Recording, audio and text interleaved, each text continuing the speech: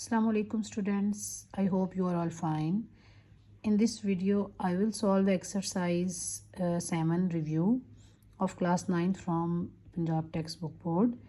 इसका जो question number 2 है इसमें हमें दो कोऑर्डिनेट्स गिवन है a एंड b और हमें डिस्टेंस कैलकुलेट करना है। डिस्टेंस के लिए हम डिस्टेंस फार्मूला लगाएंगे, that is square root x2 minus x1 whole square plus y2 minus y1 whole square. From a we will put the value of x1 y1 और from b we will put the value x2 y2. हम values put करेंगे और फिर उसके बाद हमारे पास आ जाएगा डिस्टेंस स्क्वायर रूट 50, जिसको हम प्राइम फैक्टराइजेशन से सिंप्लीफाई फॉर्म में 5 स्क्वायर रूट 2 के फॉर्म में लिख सकते हैं. In question number 3 we have to find the mid point. Mid point calculate करने के लिए हमारे पास फार्मूला हम प्रीवियस एक्सरसाइजेज में भी पढ़ चुके हैं, कोऑर्डिनेट फॉर्म में होता है, that is x1 plus x2 by 2 and y1 plus y2 by 2. From first point we will put x1 y1 और सेकंड पॉइंट से हम पुट करेंगे x2 y2, so we will get the mid point.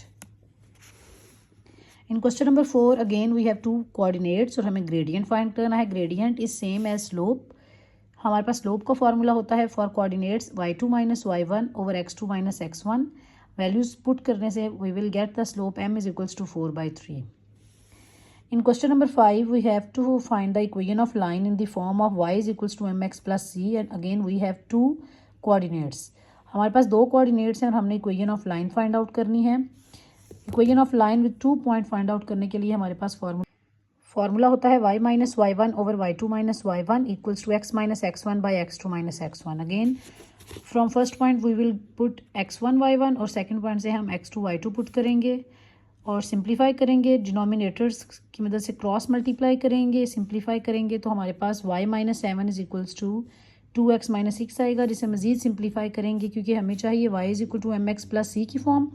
सो हम ये जो -7 है इसको भी राइट हैंड साइड पर ले जाएंगे. This will be 2x minus 6 plus 7 और ये हमारे पास आ जाएगा y is equals to 2x plus 1. यहाँ पे m 2 के इक्वल है और c जो है वो 1 के इक्वल है. That is a required form in the form of y is equals to M X plus C.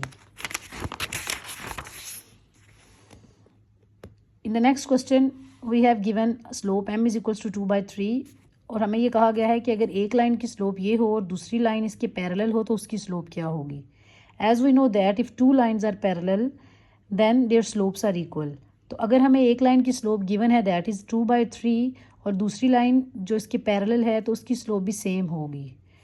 In question number 7 again we have 2 points और हमें इन दोनों पॉइंट से डिस्टेंस कैलकुलेट करना है from city A to B if A is the first city and B is the second city. So distance calculate करने के लिए we will use distance formula. Again that is simple formula. हम x1 y1 और x2 y2 की values put करेंगे and then we will get square root 97, जिसे हम calculator से पॉइंट फॉर्म में भी लिख सकते हैं.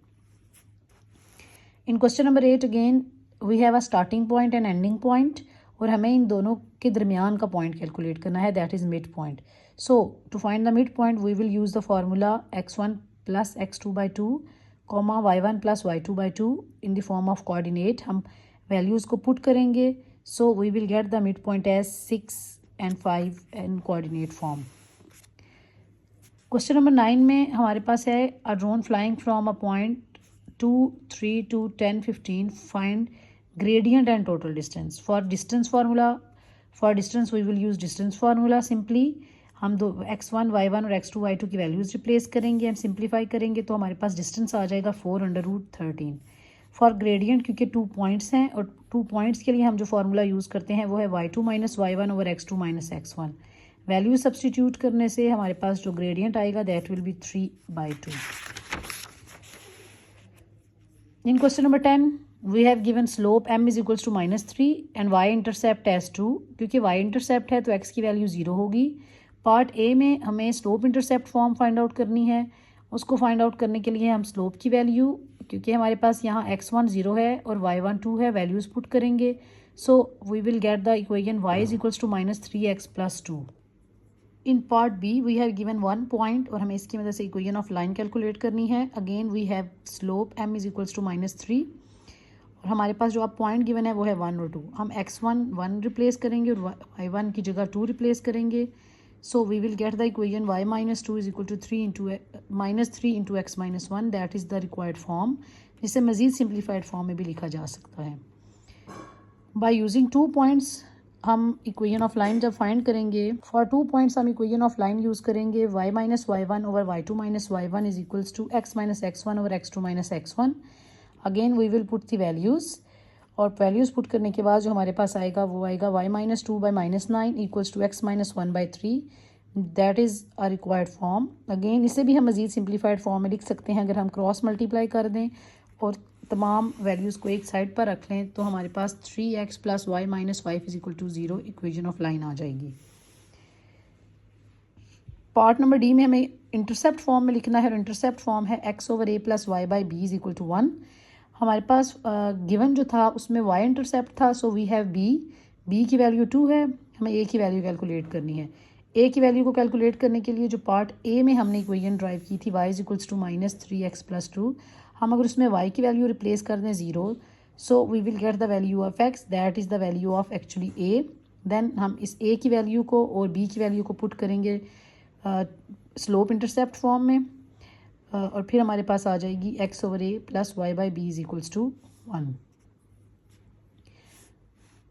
Now in symmetric form again हम इक्वेशन कंसीडर करेंगे जो कि हमने पार्ट 1 में की थी solve, that was y is equals to minus 3x plus 2। अगर हम इसे सिंप्लीफाइड फॉर्म में लिखें और x और y और कांस्टेंट तमाम टर्म्स को एक साइड पर रखें तो हमारे पास इक्वेशन बनती है 3x plus Y minus 2 equal to 0। यहाँ a 3 है, b 1 है और c माइनस 2 है। इन तमाम वैल्यूज़ को सिमेट्रिक फॉर्म की इक्वेशन में पुट करेंगे, that is x minus c over a by b by plus minus square root a square plus b square equal to y minus 0 over a by plus minus square root a square plus b square equal to some constant r। हम c, b और a की values put करने के बाद जब simplify करेंगे तो हमारे पास सिमेट्रिक फॉर्म आ जाएगी। For to calculate the normal form हमें p की वैल्यू कैलकुलेट करनी है, अल्फ़ा की वैल्यू कैलकुलेट करनी है, और हमारे पास जो इक्वेशन गिवन थी that was 3x plus Y minus 2 equal to 0। अगर हम माइनस 2 को राइट हैंड साइड पर ले जाएं तो हमारे पास आएगा 3x plus y is equal to 2। p को कैलकुलेट करने के लिए हमारे पास फार्मूला होता है mod of c by square root a square plus b square. हम c की वैल्यू a और b की वैल्यू पुट करेंगे जिससे हमारे पास p आएगा 2 by under root 10। For alpha, we will use the formula for cos alpha, that is a over square root a square plus b square। a यहाँ पर है coefficient of x, हम a की वैल्यू और b की value put करेंगे जिससे हमारे पास cos alpha की वैल्यू आएगी। अल्फ़ा को हम यहीं रहने देंगे, cos को जब राइट हैंड साइड पर लाएंगे तो वो इन्वर्स हो जाएगा, and cos inverse of 3 by square root 10 is minus 71.56। इसको रिप्लेस कर देंगे हम अल्फ़ा में। So as we have normal form x cos alpha plus y sin alpha is equal to p, तो हम अल्फ़ा की वैल्यू और p की वैल्यू को रिप्लेस करेंगे जिससे हमारे पास नॉर्मल फॉर्म आ जाएगी। आज की इस वीडियो में कंप्लीट की है एक्सरसाइज 7 की रिव्यू, जिसके साथ ये चैप्टर कंप्लीट हो गया है। इंशाल्लाह नेक्स्ट वीडियो में सॉल्व करेंगे chapter 8 that is about logics.